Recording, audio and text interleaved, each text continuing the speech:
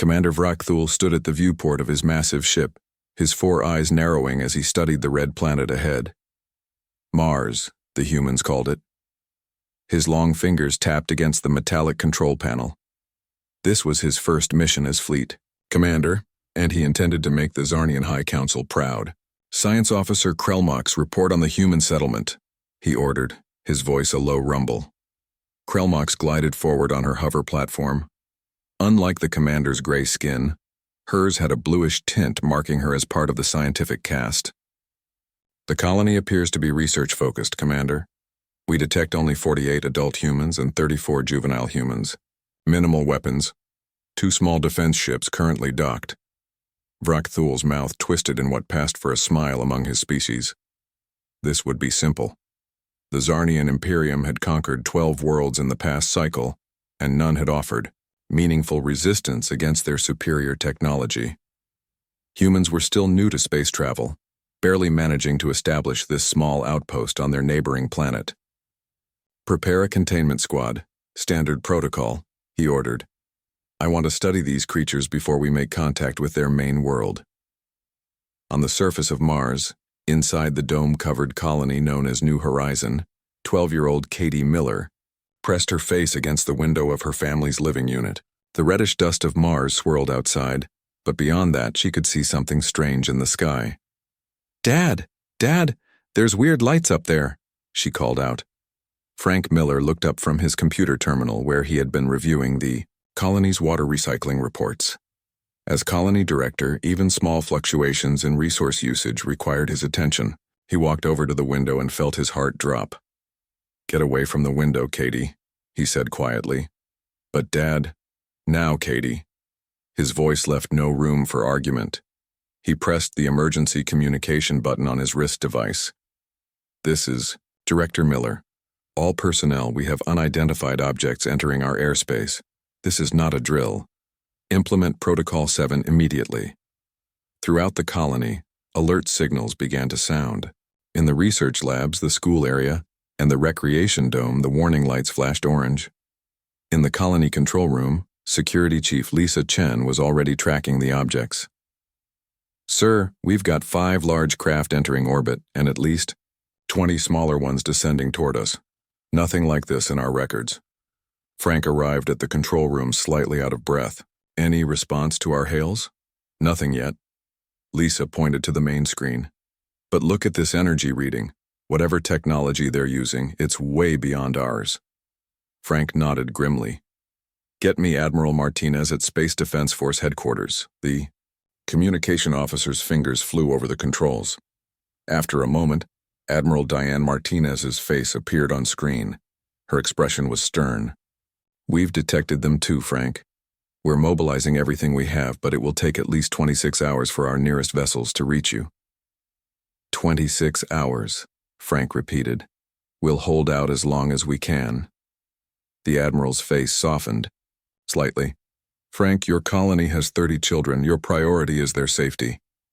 "Understood." In the colony's school area, 14-year-old Zach Johnson heard the alarms and initially thought it was another safety drill. Then he saw his teacher's face grow pale as she checked her communication device. "Everyone stay calm," she said, her voice betraying her own fear. "We need to move to the secure area." Outside the dome, strange metallic spheres began to descend. They glowed with pulsing blue light, hovering just above the Martian surface. In the recreation dome, 10-year-old twins Olivia and Owen Garcia were practicing their zero-G gymnastics routine when the alarm sounded. Through the transparent ceiling, they could see the alien ships. "Whoa," Owen whispered. "Are those spaceships?" Olivia finished. "Real alien spaceships." Back on the Zarnian command ship, Vrakthul received the deployment confirmation. "Excellent. Begin the containment field. Remember, this is a research mission. The subjects must remain unharmed for study." As blue energy fields began to form around the New Horizon colony, cutting it off from outside communication, the alien commander had no idea he was about to learn a fundamental truth about humans that would change his understanding of the galaxy forever. Blue energy fields surrounded the Mars colony like a glowing bubble. Inside, Frank Miller watched the alien ships through binoculars from the safety of the control room. The largest vessels remained in orbit, but dozens of smaller craft now hovered around New Horizon. All residents are accounted for, Lisa Chen reported. The children are in the secure bunker with Dr. Powell and 3 other staff members. Frank nodded. Or at least they're supposed to be. Lisa raised an eyebrow. You don't think they'll stay put? Have you met our kids? Frank managed a weak smile. Katie once snuck out during a dust storm because she wanted to see how her wind measurement device was holding up. In the secure bunker beneath the main colony structure, 31 children sat on emergency cots while Dr. Powell tried to keep them calm with a story. But 3 children were missing. Katie Miller had convinced Zach Johnson and Sam Patel that this was too important to miss. The 3 friends crawled through a maintenance tunnel that Katie had discovered months ago while helping the colony's engineer fix a heating problem. My dad will kill me if he catches us, Katie whispered, but her eyes shone with excitement. If the aliens don't kill us first, Zach replied, though he didn't sound worried. 8-year-old Sam clutched his tablet. I just want to see what kind of technology they have. Do you think their ships use fusion drives or something better? They emerged from the tunnel into a storage room near the eastern edge of the dome. Through a small window, they could see 3 alien drones hovering just outside the colony's perimeter. Look at those things. Katie pressed her face against the glass. They're not using propellers or jets. How are they staying up? Sam was already scanning with his tablet. I'm picking up weird energy readings, nothing like our tech. On the Zarnian command ship, Commander Vrak Thul reviewed reports from his containment team. The energy barrier is stable. What about the human younglings? Are they secure? Science Officer Krelmox consulted her datapad. Most juvenile humans are gathered in an underground chamber. However, our sensors detect 3 who have separated from the main group. Vrak Thul's upper eyes widened in alarm. They've sent their younglings on a reconnaissance mission? How barbaric. In Zarnian culture, younglings were kept in protected nurseries until almost a third of their lifespan had passed. The idea of putting younglings in danger was unthinkable. Deploy 3 observer drones to monitor these scouts, he ordered. But do not harm them. We need to understand human tactics. Back in the control room, an alert sounded on Lisa's console. Director, we've got movement in storage sector 7. The security cameras show. She paused. It's Katie, Zach, and little Sam. Frank sighed deeply. Of course it is. There's more, Lisa continued. 3 alien drones are converging on their position. Frank grabbed the communication device. Katie Miller, this is your father. Return to the secure bunker immediately. Do you copy? In the storage room, Katie heard her father's voice but was too fascinated by what she was seeing to respond. One of the alien drones had moved directly outside their window. It was round, about the size of a beach ball, with a shimmering surface that changed colors as it moved. It's scanning us, Sam whispered, looking at his tablet. Some kind of energy. Wave. Zach pulled a small device from his pocket, his drone racing controller. I wonder... He tapped at the controls. To everyone's surprise, the alien drone wobbled slightly. No way, Katie exclaimed. Do it again. Zach adjusted some settings and pressed the main control stick forward. This time, the alien drone dipped, noticeably before its internal systems compensated. Aboard the command ship, an alarm sounded. Commander, a Zarnian technician called out. The humans are attempting to hijack Observer Drone 3. Impossible, Vrakthul replied. Their technology is far too primitive. On the main view screen, he watched as the 3 human younglings not only failed to show fear at the sight of Zarnian military technology, but appeared to be laughing. Bring those 3 younglings aboard, Vrakthul ordered. I want to know what kind of training produces such behavior. In the storage room, Katie, Zach, and Sam were so engaged with the drone that they didn't notice when the air around them began to shimmer with a new kind of energy field. Before they could react, the 3 children vanished in a flash of light. Katie, Zach, and Sam materialized in a room with smooth metallic walls and strange blue lights. They stood on a circular platform in the center. The air smelled different, clean but with an odd, sweet scent they had never experienced before. Are we on their spaceship? Sam whispered, clutching his tablet tightly. Katie spun around slowly. I think so. This is amazing. Zach was less enthusiastic. My mom is going to ground me for life. A section of the wall slid open, and two tall, gray-skinned aliens entered. They had 4 eyes, 2 large ones in the usual place and 2 smaller, ones above. Their fingers were long and thin, and they wore fitted suits made of a material that seemed to flow like water. Whoa, all 3 children said at once. In the Mars colony control room, chaos erupted as the sensors showed the 3 children vanishing. What do you mean they're gone? Frank shouted, his face pale with fear. Lisa worked frantically at her console. The readings suggest some kind of teleportation technology. They must be on one of the alien ships. Frank grabbed the communication device. This is Director Frank Miller of the Mars Colony New Horizon. You have taken 3 of our children. Return them immediately. His voice shook with a mixture of anger and terror. After a moment of silence, a reply came through. The voice was deep and slightly mechanical, clearly translated by some device.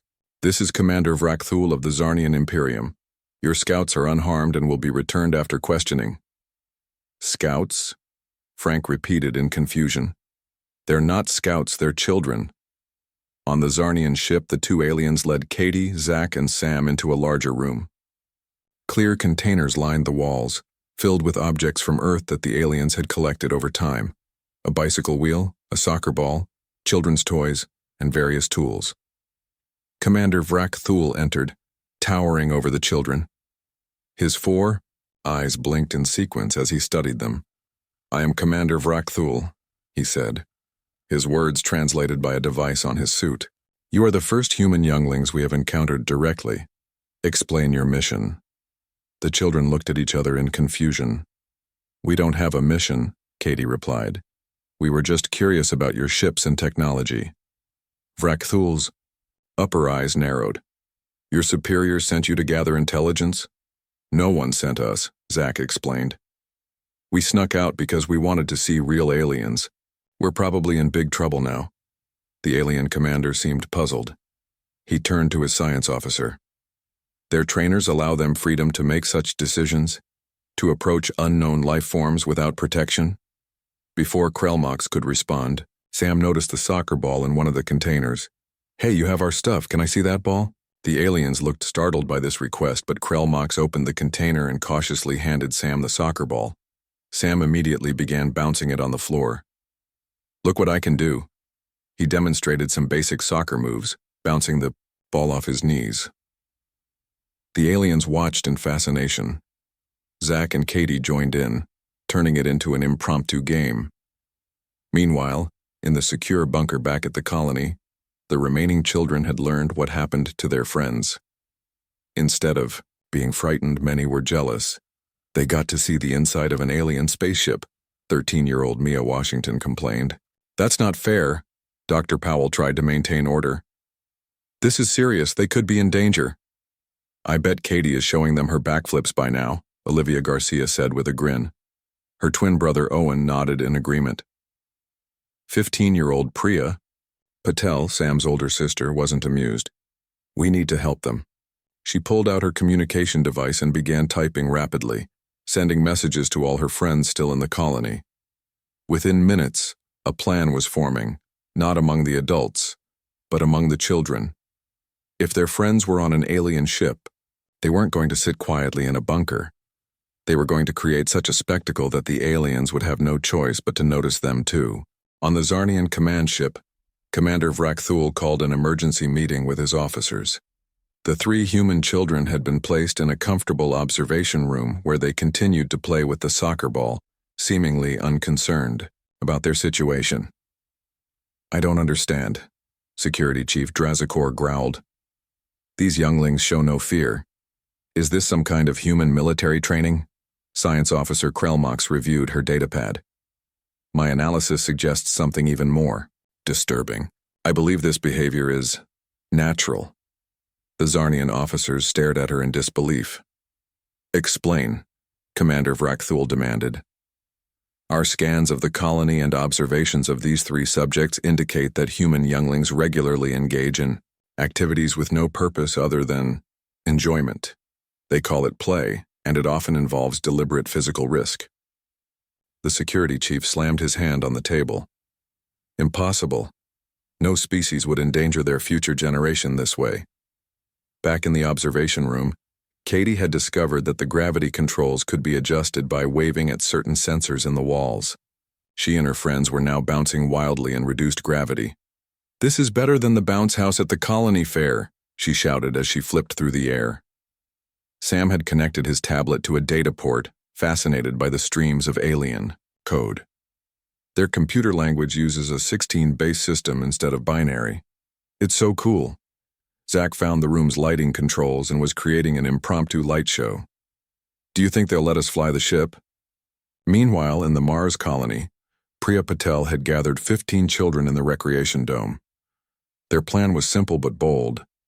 The adults were too busy trying to negotiate with the aliens to notice what was happening. "Everyone know what to do?" Priya asked the group. She held up her communication device, which showed a hastily drawn map of the colony. Olivia and Owen Garcia nodded eagerly. "We've got the hoverboards ready." 16-year-old Ryan Davis, the oldest of the group, looked nervous. "Are we sure this is a good idea? We could make things worse." "My brother is up there," Priya reminded him. "And Katie and Zach. Would you just sit here if it was your sister?" Ryan sighed and nodded. "Okay, let's do this." In the colony control room, Frank Miller was still trying to establish meaningful communication with the aliens when Lisa Chen noticed something on the security monitors.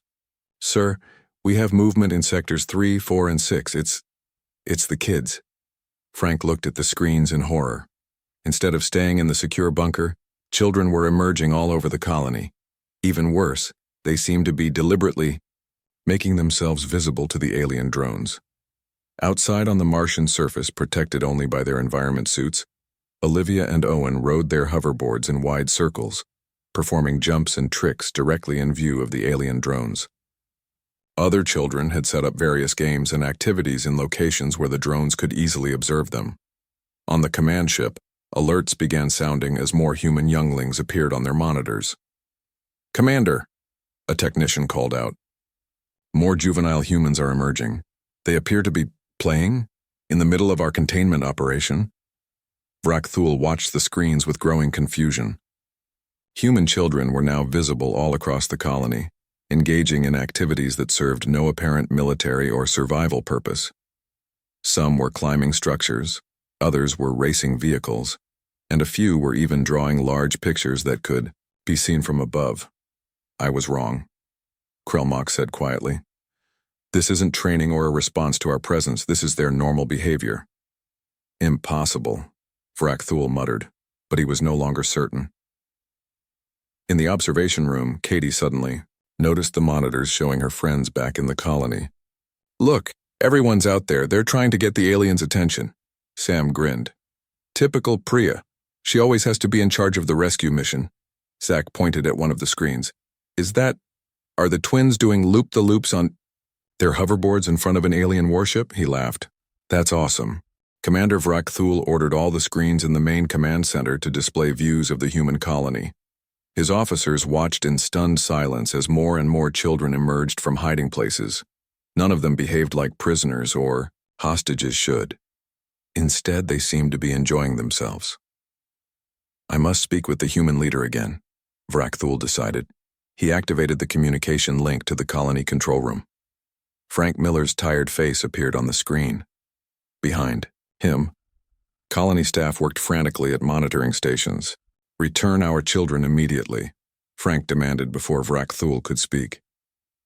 "Your younglings are safe," the alien commander assured him. "But I must understand something. Why do your younglings treat danger as if it were entertainment?" Frank looked confused. "What do you mean?" "They show no fear of our containment field. They approach our drones without caution. The 3 we have aboard our ship have turned their holding cell into what they call a party." Is this normal human behavior? Despite his worry, Frank couldn't help but smile slightly.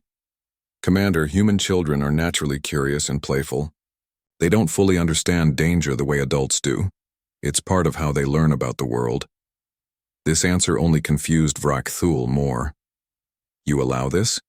You do not protect them from all potential harm?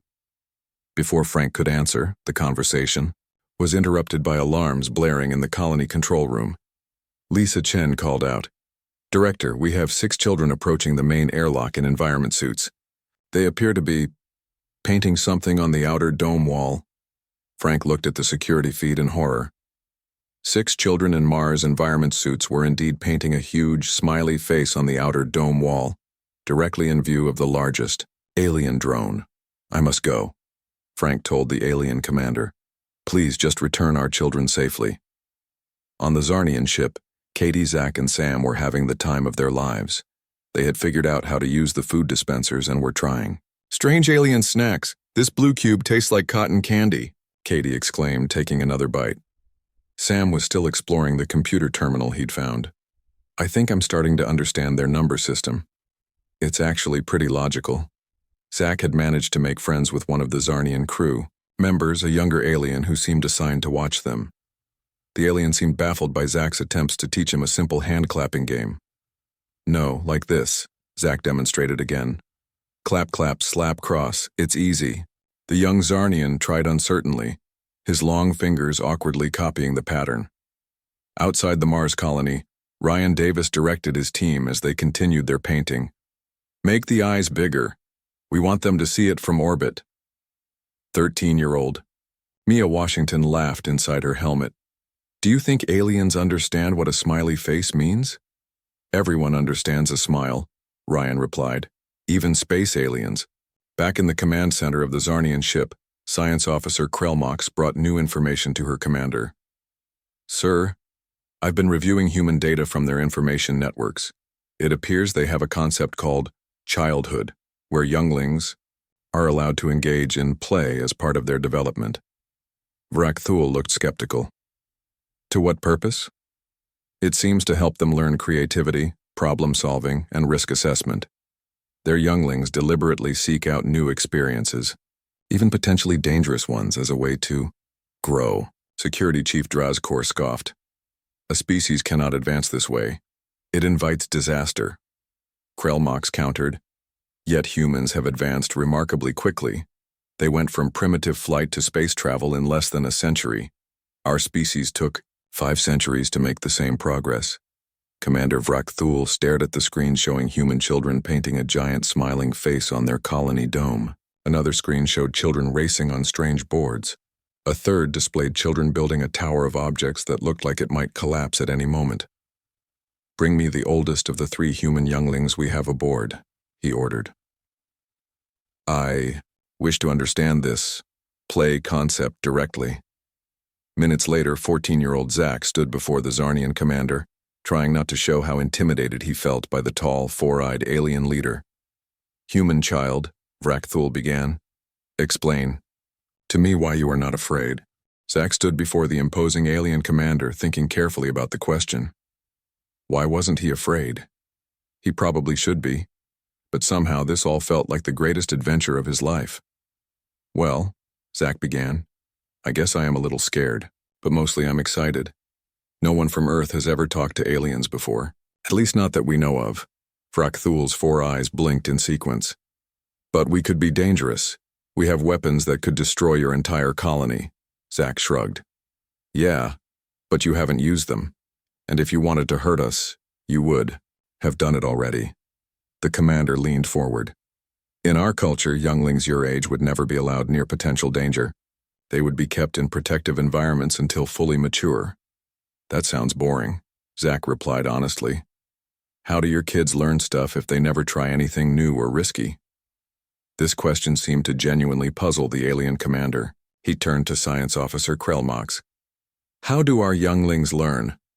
"Through simulations and supervised instruction," she answered. "All dangerous activities are simulated until the age of maturity." Zach laughed. "Simulations aren't the same as real life. The first time I rode my bike without training wheels, I crashed and got this scar. He pointed to his knee. But I got back up and tried again. That's how I learned to ride. The aliens looked horrified at the mention of his injury. Meanwhile, back at the Mars colony, Frank Miller had finally realized he couldn't control the situation. The children had essentially taken over the response to the alien presence, turning it into a giant game. In the colony plaza, Olivia and Owen Garcia had organized 20 children into a complex synchronized dance routine visible from above. Priya Patel had connected speakers to the colony's external communication system and was blasting cheerful music that could be heard even through environment suits. Frank found Ryan Davis, who seemed to be one of the leaders. "Ryan, this has gone far enough. You need to get everyone back to the secure bunker." Ryan looked at him seriously. "Director Miller, with all respect, I don't think that's the right approach. The aliens are confused by us, not threatening us. And look." He pointed to the alien drones, which were now hovering closer, observing the children's activities with what almost seemed like curiosity. "They're studying us," Ryan continued, "and what they're learning is that humans don't respond to intimidation with fear. That's valuable information for them to have." Frank was surprised by the teenager's insight. Before he could respond, his communication device beeped. It was a message from the alien ship. "Director Miller," Commander Vrakthul's voice came through. "We are returning your 3 younglings to the colony, and we request permission to send a small delegation to observe your younglings more directly." On the command ship, Zach had been joined by Katie and Sam. All 3 children were now explaining human concepts of play to the increasingly fascinated alien officers. "We have games where we pretend the floor is made of lava," Katie was saying. "And you have to jump from furniture to furniture without touching the ground.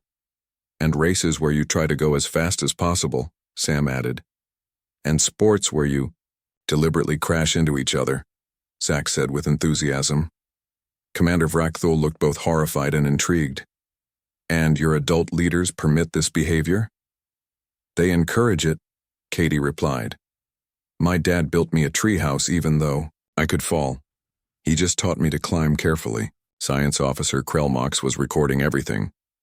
"Commander, I believe we have fundamentally misunderstood human development patterns. Their approach to danger is educational. It could explain their rapid technological advancement," the commander mused. "If they are taught from younglinghood to embrace the unknown rather than fear it." The 3 children were escorted back to the teleportation room. Before they departed, Commander Vrakthul addressed them personally. "Thank you for this cultural exchange," he said formally. "You have given the Zarnian Imperium much to consider." Katie grinned. "Does this mean we're not in trouble anymore?" The alien commander made a strange sound that might have been laughter. "No, young human. I believe you have inadvertently become ambassadors." A bright flash of blue light appeared in the main plaza of the Mars colony. When it faded, Katie, Zach, and Sam stood there, along with 3 Zarnian visitors, Commander Vrakthul, Science Officer Krelmox, and a younger Zarnian who appeared to be some kind of assistant. The colony children gathered around immediately, more curious than afraid. The adults hung back, uncertain how to respond to this unexpected development. Frank Miller approached cautiously. "Welcome to New Horizon Colony. I am Director Frank Miller." Commander Vrakthul bowed slightly. "Thank you for allowing us to visit. Your younglings have shown us that we have much to learn about human culture." Katie ran to her father and hugged him. "Dad, the alien ship was amazing. They have gravity controls and food that changes flavor while you eat it." Frank looked both relieved and exasperated. "Katie, you're grounded for a month for sneaking out of the secure bunker." "Worth it," Katie whispered with a grin. The Zarnian commander observed this interaction with interest. "You discipline your youngling for exploring the unknown, yet you build this colony, itself an exploration of the unknown." Frank smiled tiredly. "It's complicated. We want our children to be brave and curious, but we also want them to be safe. The balance is difficult to understand," Vrakthul admitted. Across the plaza, the other children were already introducing the Zarnian science officer to their games. Olivia and Owen brought out their hoverboards. Want to see how fast these can go? Owen asked, showing the device to Krelmox. The alien scientist seemed alarmed. You balance on this small platform while it moves at high speed, without safety restraints? That's what makes it fun, Olivia explained, demonstrating a simple spin. The chance you might fall makes you pay attention and get better. On the far side of the plaza, 16-year-old Ryan Davis had engaged the younger Zarnian assistant in a conversation about Earth sports. In hockey, players move very fast on ice and hit each other on purpose, Ryan explained. Sometimes they lose teeth. The young Zarnian looked horrified, yet fascinated. And this is entertainment? Some of the most popular entertainment on Earth, Ryan confirmed. As the day progressed, the Zarnian visitors observed the colony children at play. They watched tag games, climbing contests, and even a makeshift obstacle course the older kids had built. Each activity seemed to involve some element of physical risk that the children not only accepted, but enthusiastically embraced. In the colony control room, Admiral Diane Martinez's face appeared on the main screen. She had finally arrived in Mars orbit with Earth's defense fleet. Frank, our sensors show alien ships all around your colony. Are you under attack? Do you need immediate assistance? Her voice was tense, ready to order a military response. Frank laughed. Actually, Admiral, we're having a cultural exchange. The alien commander is currently judging a handstand contest in our main plaza. The Admiral's jaw dropped. I'm sorry, what? Outside, Commander Vrakthul was indeed watching as children competed to see who could hold a handstand the longest. Science Officer Krelmox was busily recording data on her pad. The deliberate inversion of their bodies serves no practical purpose, she noted. Yet they compete to extend the duration, despite blood rushing to their heads. It builds core strength and balance, explained 13-year-old Mia Washington, who had just completed her turn. Plus, it's just fun to see the world upside down sometimes. As evening approached, the Zarnian commander gathered his team. The three aliens huddled together, speaking quietly in their own language. After a few minutes, Vrakthul approached Frank. Miller. Director, we must return to our vessel to report our findings, but with your permission, we would like to establish formal diplomatic relations with Earth. Frank looked surprised. Based on watching our kids play for a day? Based on understanding how your species approaches the unknown, the commander replied.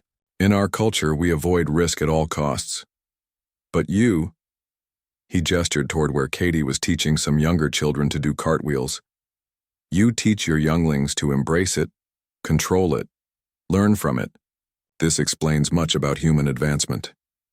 Admiral Martinez, who had traveled down to the colony surface, stepped forward.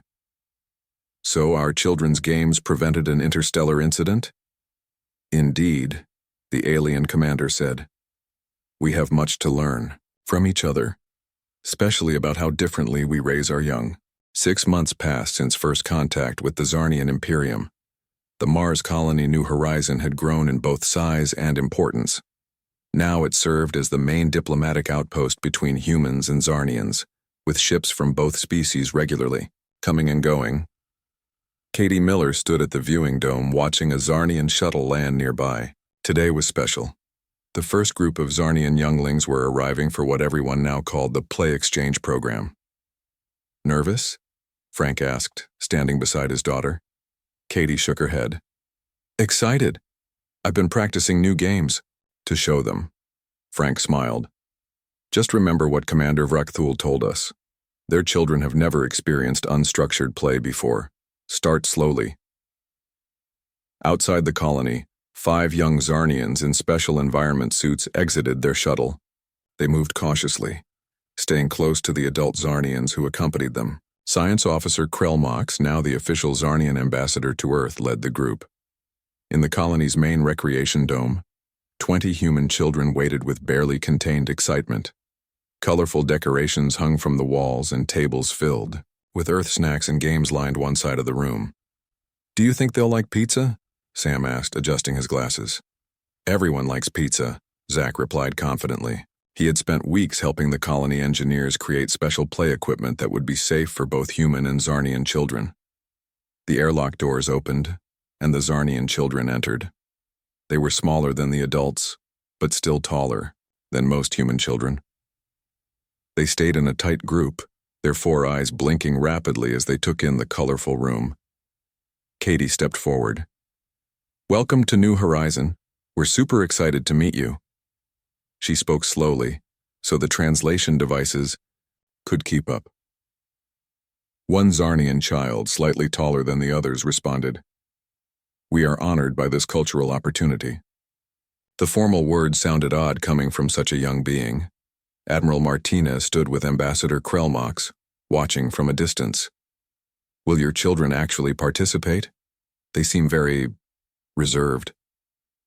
The Zarnian ambassador's upper eyes narrowed, slightly in what humans now recognized as a smile. They are curious despite their caution. This exchange was the most requested assignment among our educational facilities. Slowly, awkwardly, the 2 groups of children began to interact. Human children demonstrated simple games like catch and tag. The Zarnian children watched carefully before attempting to join. When one young Zarnian successfully caught a soft ball thrown by Sam, the alien child made a high-pitched sound of surprise and delight that needed no translation. By the end of the day, remarkable progress had been made.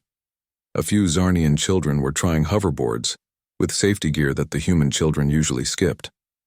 Others were building towers with blocks, discovering the simple joy of knocking them down and starting again. As the gathering concluded, Katie noticed one Zarnian child standing alone, watching the others. She approached slowly. "Do you want to try something fun?" she asked. The alien child hesitated, then nodded. Katie led the way to a simple rope swing that hung from the ceiling. "You just hold on and I'll push you. Not too high at first." The Zarnian child gripped the rope with long, thin fingers. Katie gave a gentle push. The child swung forward and back, tension visible in its posture. "It's okay to let go anytime," Katie said. "That's the point of play. You decide how much risk feels right."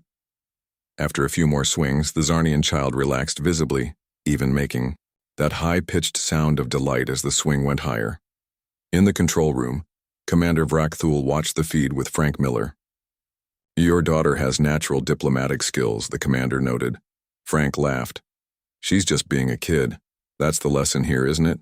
Children naturally seek the edge of their comfort zone. That's how they grow." The Zarnian commander nodded, slowly.